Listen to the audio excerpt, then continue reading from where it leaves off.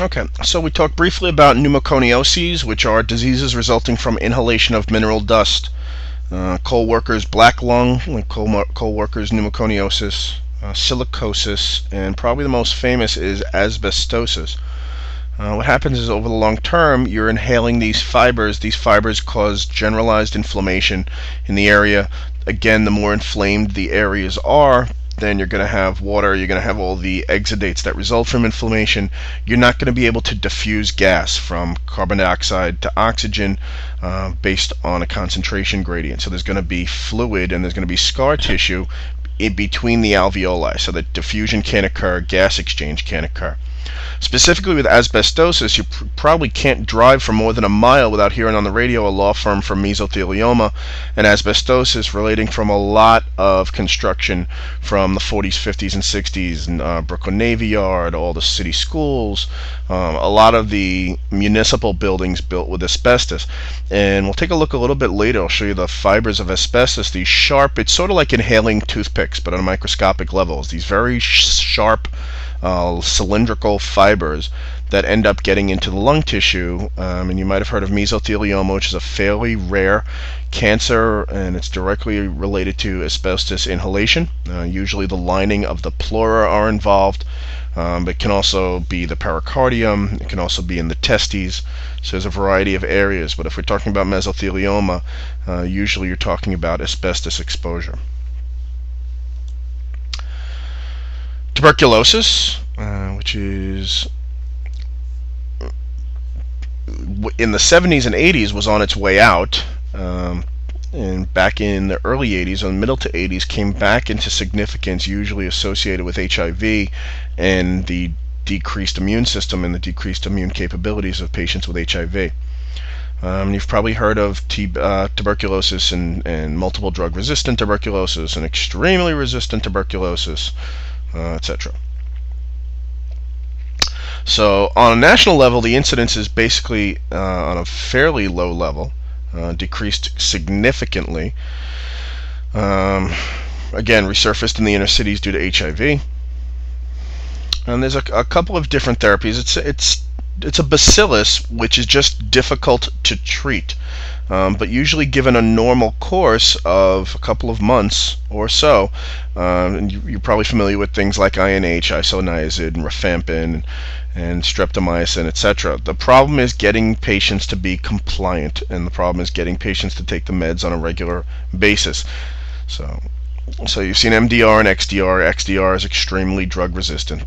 We're talking about beginning with about 4 medications for approximately 6 to 9 months. And then we talk about second generation drugs, levoflox, the aminoglycosides, for another extended period of time, up to about 2 years. So you talk about Ziehl-Neelsen staining of sputum to have an accurate diagnosis. And what you should understand about what the PPD test is, and especially what your patients need to understand about the PPD test, is PPD is just going to say that you were exposed to tuberculosis, or that a patient's been exposed to tuberculosis, and probably everybody in the class comes back with a positive PPD and then argues with their occupational health person about whether they need an x-ray or what to do. But a lot of your patients, if you just get the positive skin test, think that they either have tuberculosis or they still have something going on because their arm still swells up, and patients need to realize that their arm's always going to swell. Once they've been exposed, you're exposed for life.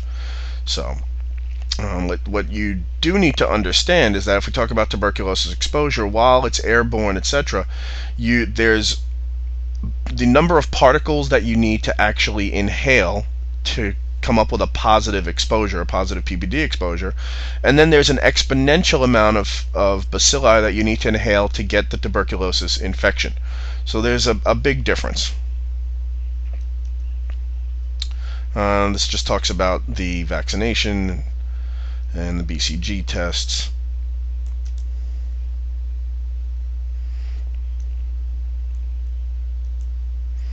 Right. So we do both the sputum exams, like the Zeal-Nielsen staining, plus the blood cultures. And throughout the world, tuberculosis is typically a spinal disease, bone disease, and in the West, especially in the United States, tuberculosis is an airborne pulmonary disease. So patients who have back pain, patients who are immigrants, or if you're out in a different area and you're assessing patients, don't be surprised if they have spinal tuberculosis.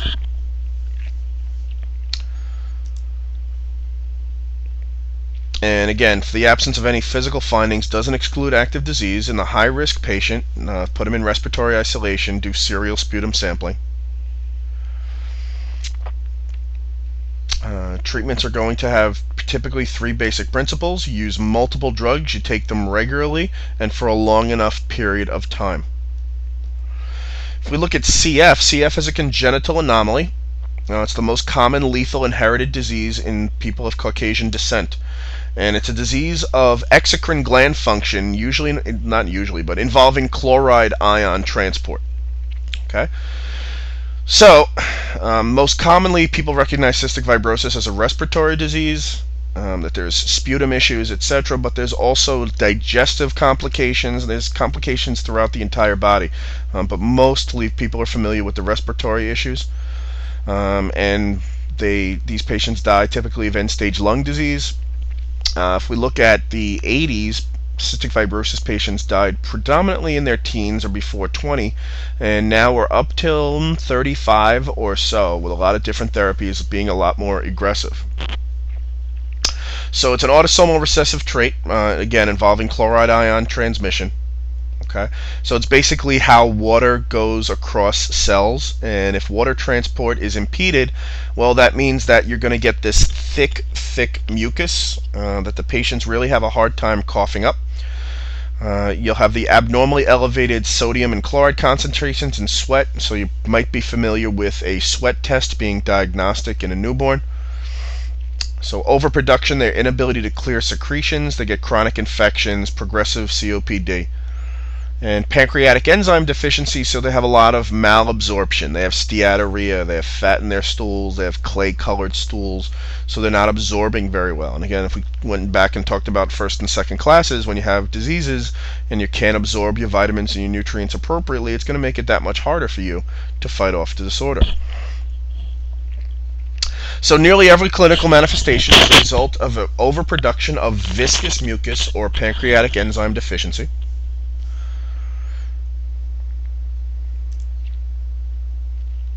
They also have reduced amount of bicarbonate. It impairs digestion. We talked about decreases and issues with pH.